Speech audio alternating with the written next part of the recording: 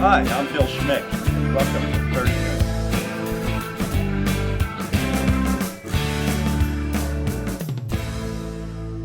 Hi, I'm Bill Schmick. Welcome back to 30 Minutes. Today we'll have part 2 of my education series, and by the way, if you missed part 1, go to the GNAT website where you can be able to see part 1 of the education series. So today we're going to talk about colleges, and one of the questions I'll ask is, should colleges be free?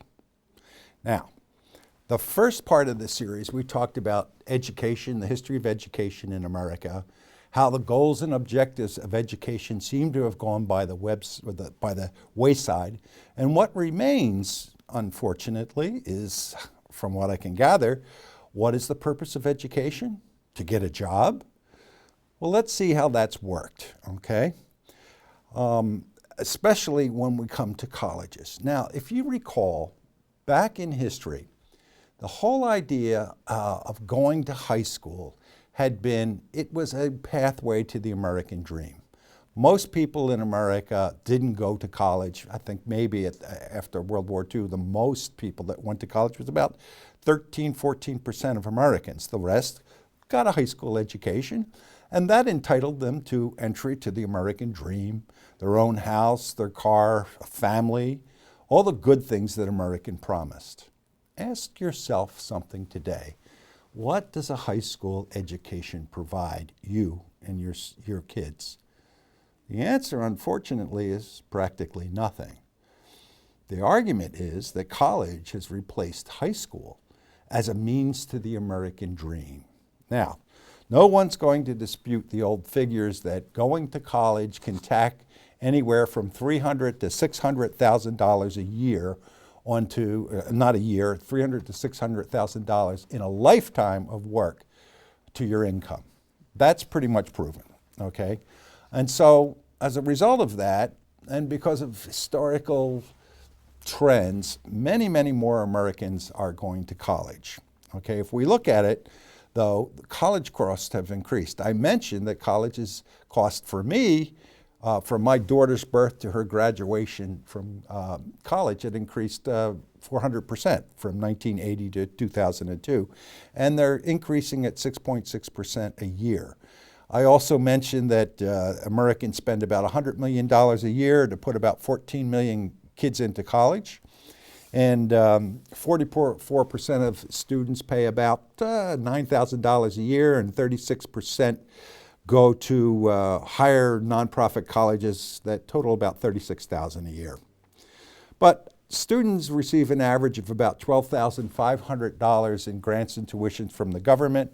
About half of that needs to be paid back. So if you add it all up, student loans, programs, grants, tax breaks, credits, etc., the government is probably already paying almost half of your college tuition. And many people ask, why not pay the rest? Especially since, if the argument goes, if the government had paid and is paying for high school for these many years in order to guarantee their citizens the American dream, and high school no longer can guarantee that, but college can, then why shouldn't the government, like it did in high school students, pay for the full fare of college tuition? And you know, some people even think it's an inalienable right of Americans to get an education. Debatable, but that's the argument.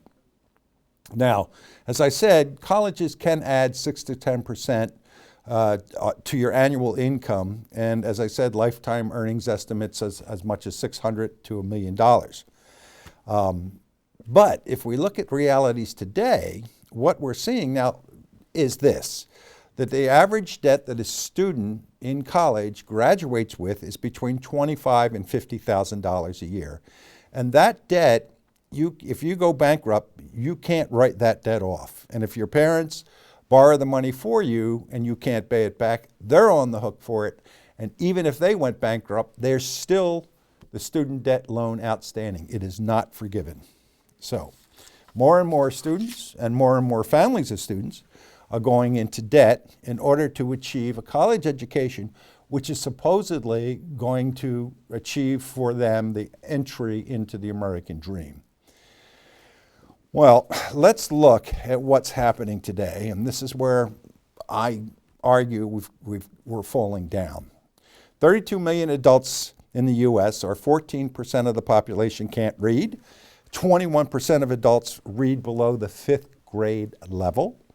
19% of high school grads can't read. I said before, the illiteracy rate, no matter what we have done, how much money we've thrown at it, has not changed in this country in the last decade. And crime in high schools, grammar schools, and now even colleges is on the increase. We've got metal detectors, we have security guards, we actually have police at the doors and patrolling the corridors of our schools. And at the same time, what do we get in when we go back to college? Most students now are finding a shocking reception when they go out into the wage world, and that is that they can't find a job.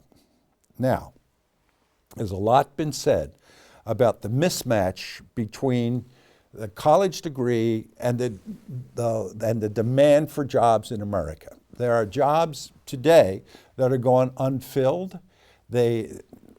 Workers can't be found for the jobs because they're not skilled to do the work. On the other hand, there's an enormous amount of oversupply in certain liberal arts types degree, education, the arts, community services, government services. People are graduating, can't finding jobs, working at fast food, working at minimum wage. They're strapped with $40,000 to $50,000 to $60,000 in debt. And their whole idea of the American dream has turned to bitter ash in their mouths and in their parents' mouth. Now, granted, I talk a lot to parents and to students about this, and I get conflicting reports. Some people are angry at the system, angry at the government for putting them in debt and not having a job at the end of the line.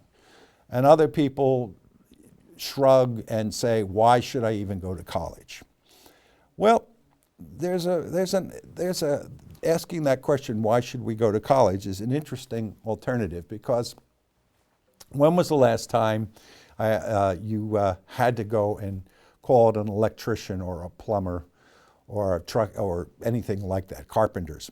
What I'm finding is that the wait I'm getting where I live for getting an electrician is about almost the same wait as seeing a doctor. Now, at the same time, these skilled workers are in great demand in this country, and yet there's very few of them. Now, if you look at vocational schools, which are finally making a comeback, most of them had shut their doors in the 60s and 70s when the great boom in colleges first hit this country. But now more students, more kids are starting to look at the technical schools as a viable alternative to going to college. There's still an onus on going to technical schools, and I don't quite understand that, but it's part of our historical culture. But here's the deal. You can go to a technical school, spend 2 years, learn a trade, and come out, and you're making $40,000 to $60,000 a year, while when you go to college, it's 4 years, you've got debt up your ears, and maybe you're making the minimum wage. So there is an argument for some students to reconsider this whole college track and look at things like technical schools for, certain skills and industries. I know nursing is an enormous demand in this country, and you can learn a lot of those skills through technical schools. And they're making $50,000, $60,000, $70,000 a year. I know electricians, plumbers, assistants that get out of school, work with, a senior plumber or electrician. In 3 or 4 years, they're making $100,000. In 5 or 6 years, they've got their own business and hiring their own group of assistants. And we are, in this country, the demand for skills of those natures is much higher than it is for things like English teachers or art teachers, et cetera, et cetera. So I think we might take a second look at the vocational schools versus colleges in the years ahead. And the onus on these jobs is, I have to say, is being reduced as time goes by. So, as I had said before, American education, colleges and otherwise, has really hit the skids, and more people recognize this. If I look at what's happened, say, this year in education worldwide and compared to what the United States is doing, I was shocked. It says that American education ranks 29th in math and 23rd in science. That's around the world. U.S. ranks second out of 14 countries in general ignorance. And U.S. ranks 24 out of 65 in overall literacy. That's a real problem. And as I said, if our goal of education in this country is to get a job, they're failing miserably. And they're failing miserably in education, okay? And so I'm wondering, you know, I'm pointing out the problems, but that's great. Pointing them out is cheap. What about the solutions? And I have to admit that there are people much smarter than I, educators and so forth, that are wrestling and have been wrestling with this problem over the last 2 decades. And yet, there's no answer. I mean, we're testing students and the tests are becoming more and more dismal. As I said, crime is rampant. We can't afford to send our kids to school, and less people want to send them to school anyway. And one of the reasons for this, I think, is because this age, I guess we'll call it the information age, is requiring a new set of educational goals. And maybe, just maybe, that the old system that we had, the old educational culture, hasn't yet realized this. And so maybe that is the problem. And what do I mean by that? We'll take cutting edge knowledge this year, okay? In a year or two from now, no matter what the cutting edge knowledge is, it's going to be obsolete. We all know that. Just look at your computers and your technology situation, and you'll have to agree. One of the things that is necessary today, I believe, is like in my own business, okay? It's necessary for me to absorb and relate a dozen different subjects, put them together into a comprehensive whole, and for me to express them or communicating to other people. Okay, I've been doing this for years. I take the knowledge that I learn either in my business or wherever, and I take this varied knowledge, I put it together, and I come up with practical solutions in the work world. That's what I'm expected to do. And think about it. More and more, whatever job you have, the real learning starts day one on the job, okay? So whatever the information that you learned in schools, supposedly the basics and so forth, seemed, in my experience, to go by the wayside in minutes. And I was introduced to a whole new learning curve for my business or my sector or whatever I'm working at. And I was expected not only to be able to absorb it really quickly, okay, but move up that learning curve rapidly because somebody was paying me. And until I moved up the learning curve, I wasn't going to be a productive part of the organization. So the onus was on me and the expectation was on me to learn, to be able to learn how to learn. And maybe, just maybe, learning how to learn is where we should focus in our educational system. The way it is now is that we're taught stuff, okay, realms of stuff.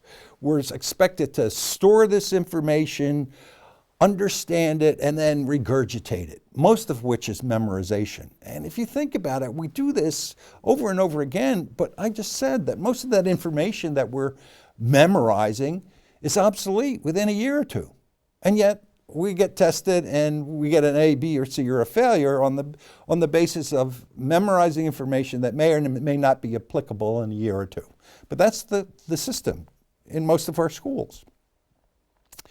Nobody really teaches understanding the relationships between this set of facts and that set of facts. Instead, you're tested on isolated bits of information. If you take, if you take mathematics in college, and you take statistics, and you take marketing or history, you're tested on each one of those areas, but you're never, ever asked to make the connection between those areas. Okay? It's isolated bits of information. We're not preparing students in our schools for change. I mean, think about the change that in your lifetime alone.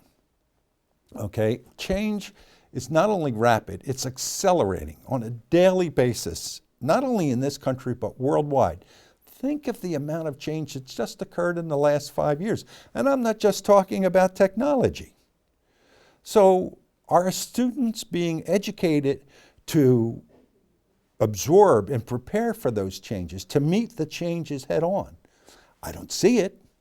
Do you? Now, that doesn't mean that you shouldn't be teaching the subject matter in depth. But what's missing is how to integrate it across several other disciplines. And I believe that that is what's missing in the educational system. So what would I suggest?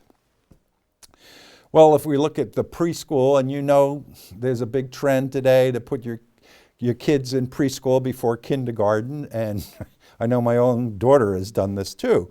But I think if you're going to do that, and more people are doing it, there should be some fundamental rules established and responsibilities. Rules and responsibilities of social behavior. Remember I told you in the last episodes that faith, okay, and good citizenship, that all went by the wayside. Those were goals in education, but they've somehow disappeared. They should be reinstituted, and at the preschool level. Sharing, teaching them to share, tolerate others, and compassion for others. These are the things that if you're going to send your kid to preschool, these are the subjects that matter, that are important, okay? When we get to kindergarten, and that's where we are now, by then you should be absorbing fundamental educational building blocks. What do I mean? The alphabet. Your kids should be learning the alphabet, numbers, okay?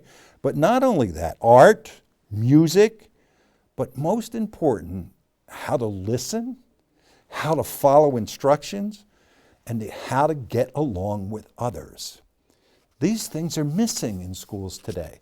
They're not goals at all, but they're necessary and needful in order for the we of society, how to get along with others, okay?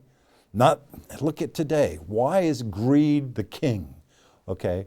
Or just being infamous is good enough, okay? And so many strive for this because there's a missing in our schools. And so I think in preschool and kindergarten, these things are elementary, important. I think that we should look and approach a new primary and grammar school education, okay? And what do I mean?